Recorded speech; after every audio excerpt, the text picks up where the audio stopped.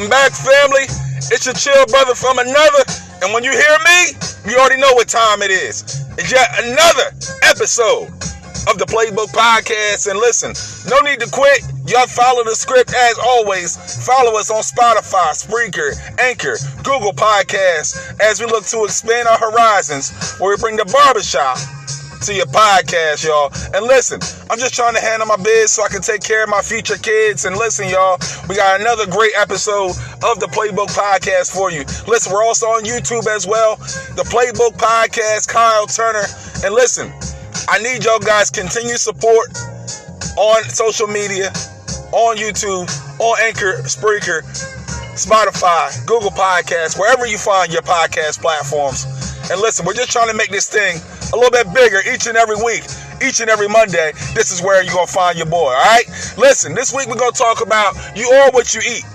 And I'm not talking about figuratively. I'm talking about mentally, psychologically, and spiritually as well. We're going to get into that in the championship speech at the end of the show. And listen, as always, we got to start the show off with the opening tip around the NBA. We got the NFL. We got the revised version of Turner's Top 5 Sports Moments of the Week. We got Stop Playing. It's going to be Stop Playing from now on. Shout out to my brother Kwame. It's his birthday today. All right. Listen, brother, I love you, man. Love you. Happy 23rd, my man. All right. Listen, this episode got the opening tip around the NBA. Around the NBA, we got to talk about more bang for your buck as the Milwaukee Bucks assert themselves and get a dub in game number 3 in the ATL. And we got to talk about Chris Middleton. And we might want to rename him Chris Middlefinger after how he completely disrespected the A and got the Bucks a 2-1 lead over the Atlanta Hawks.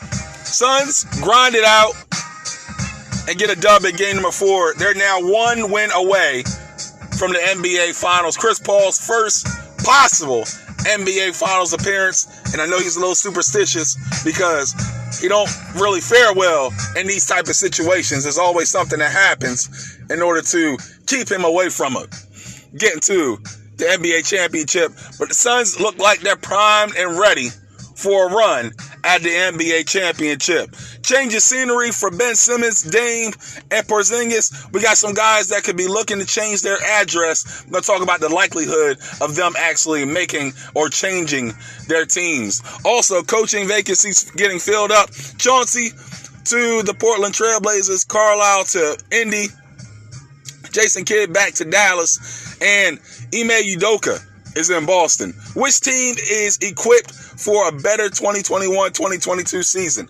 Also, we got to move the chains around the NFL as the Pittsburgh Steelers made a shocking move by moving longtime guard David DeCastro, releasing him this past week. Some likely homes for the newly released guard out there on the free agent market. And also we got some free agents that are under 30 looking for a home still. So we talk about that in stereo as well. Also, again, Turner's Top 5 Sports Moments of the Week is now Stop Playing. Just stop playing. We're going to talk about the Top 5 Sports Moments of the Week and Stop Playing. And also, we got the trivia question of the day. We got the championship speech. And listen, y'all, I'm just getting hyped. I'm getting ready. You ready to rumble? I am too. Let's get it going. This is the Playbook Podcast. Let's go. I'm ready. You ready? Let's get ready. Let's get it ready to roll again. Listen, it's your brother, Mr. All About My Biz. And listen, y'all, I need you guys to continue to help support the product. I appreciate you guys' continued support of the Playbook Podcast. Again, we're on Spotify, Spreaker, Google Podcasts, and wherever you find your podcast platforms, looking to expand our horizons, we bring the barbershop to your podcast, y'all. And listen, this episode, I ain't gonna have to say anything more. Y'all just listen. Carry on, as Kendrick Perkins said. Carry on. And listen to your boy once again. I just want to encourage you guys. Listen, if you want to get on the show, leave your show notes, leave your comments in the show notes, and I'll get you on the show as well. All right? So without further ado, enough of the fluff. Let's get into the stuff. Let's get right into the opening tip. So with the opening tip, family, we go right to the NBA as always, B-ball bouncing straight to the A as game number 3 happened between the Milwaukee Bucks and the Atlanta Hawks in the Eastern Conference Finals. Who thought we were going to say that? It's still crazy to me. But listen, game number 3 in the A, Hawks had the advantage in the first half. Milwaukee storms back. Chris Middleton. And listen, he's been a little fluky so far in these playoffs. He's been good, and then he's been really great. And this was one of his really great performances in game number 3, as the Hawks couldn't do anything with my brother at all in the second half. Dropping threes, the court, the rim looked like the bottom of the ocean. Looked like the Atlantic Ocean for Chris Middleton, as my man dropped 38 points, 11 rebounds, 7 dimes, as the Milwaukee Bucks got the dub over the Atlanta Hawks and take a 2-1 series lead. Giannis with 34, doing his thing as always. And listen, Milwaukee, if they continue to play like this, there's no reason at all why they can't make it to the NBA Finals. But Chris Middleton, he must have been looking at Austin Powers before the game. And listen, he had his whole gold finger going on because he was in fuego. I mean, everything he shot was gold. He had the leprechaun on him. Everything, the pot of gold at the end of the rainbow, just bucking everything from outside. Seriously, he had the game flowing on game number 3, and the Milwaukee Bucks move on to take a 2-1 series lead over the Atlanta Hawks. Trae Young looks like he was hampered by an ankle injury midway through the third quarter, but Milwaukee found a way to pull away in the second half just by their tenacious defense. Atlanta showed their youth. They couldn't get anything done and execute on offense, and that's where their demise came in game number 3. And listen, if they cannot stop Giannis or Middleton, it's going to be hard-pressed for them to try to win this series and move on to the NBA Finals. Nate McMillan, coaching staff, got a lot of different adjustments to make heading into game number 4, and we'll see what happens and again how Trae Young's health plays into the situation and how Milwaukee takes advantage of Atlanta's youth and see if they can take a commanding 3-1 lead heading into game number 4. All right. Also, we got another game number 4. The Suns and the Clippers Saturday night in LA. And this looked like a 1990s type of game all throughout the fourth quarter. Nobody was making anything. Defensive pressure was at an all-time, almost Hall of Fame level type of high, like on NBA 2K when you put it on Hall of Fame mode. That's pretty much how the game was going in the fourth quarter. Defense strapped up, both teams making plays on defense, but both offenses could not find the bottom of the barrel at all. At the end of the day, the Phoenix Suns found a way to pull away and get the dub, 83-79. Chris Paul and company getting the job done again. His veteran leadership is leading this young team once again. And they now hold a 3-1 series lead over the LA Clippers. And let me tell you something. DeAndre Ayton is going to give himself a nice, hefty bag after playing with Chris Paul. He really is. This young brother in his first NBA playoffs, period, shooting almost 72% from the field. In 12 games, 72% unheard of territory. And I mean, this brother hit it from the outside, doing work on the inside, double-doubles, 24, 14, and 5 the other night. Really getting it done for the Phoenix Suns and really being that big man that they need when they can't get a bucket on the outside. And that's what you want in the playoffs. You need somebody that's going to bang down low, get you some easy buckets to get you guys flowing offensively. And that's what DeAndre Ayton has done. And Chris Paul has meant a lot to his career. He said it before game number 4, like, hey, Chris Paul has helped change my life completely. And that's pretty much what Chris Paul has done throughout his entire career, going to wherever team that he's going to. But listen, it's time to give this man a ring. He got to get a ring. He got to get the ring now. You're right there at the cusp of getting to the one thing that's eluded you your entire career.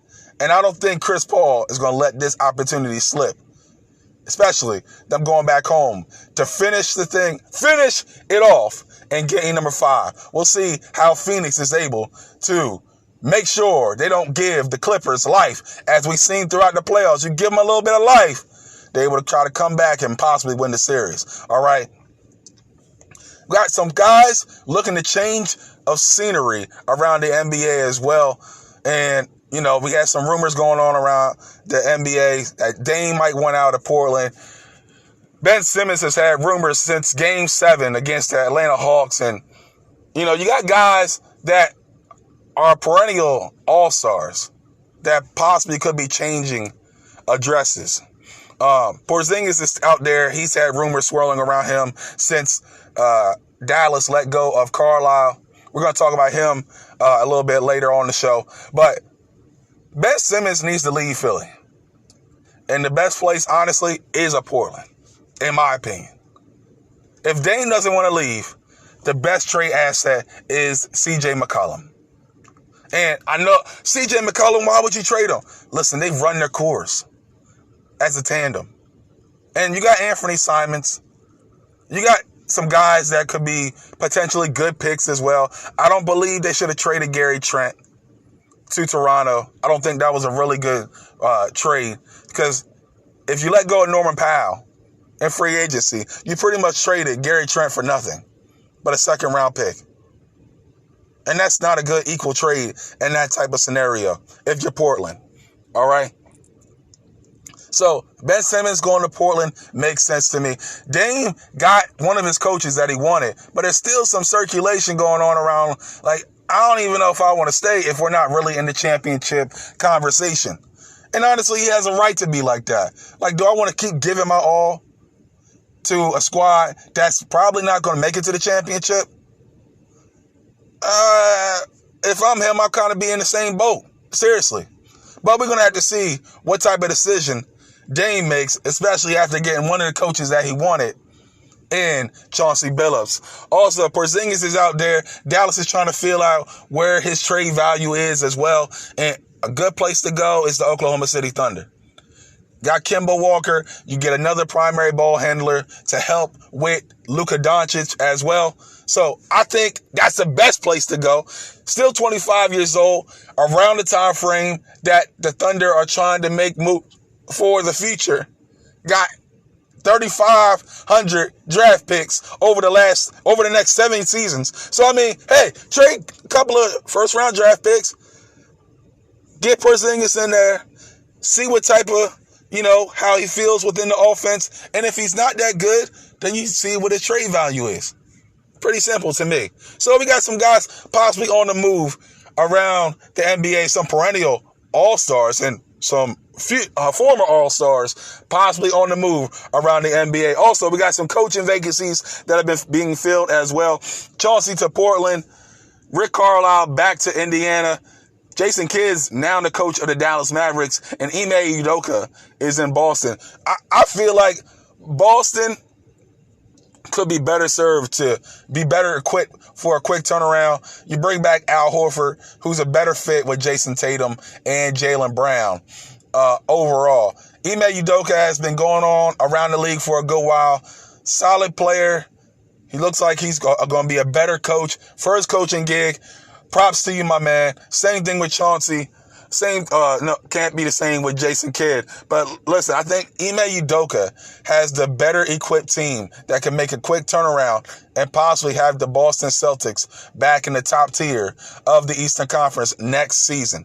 Dallas is going to be a little tricky. Portland, I don't know. There's a whole bunch of question marks going on. Rick Carlisle might have the Indiana Pacers back in the right position. He's one of those coaches that players like anyway. He goes back to Indy. He has a good, solid squad already with Brogdon, Turner, Sabonis. You got TJ Warren coming back. You got Karis LeVert. You got a full complement of guys for the Indiana Pacers. So Rick Carlisle could possibly have this team back in maybe the 5th 4 spot in the East. But listen, the way the Knicks have been playing, the Hawks, still got Milwaukee, you still got Philly, even though they got a lot of things going on. But we'll see what happens. I think Ime Udoka is better served to get his team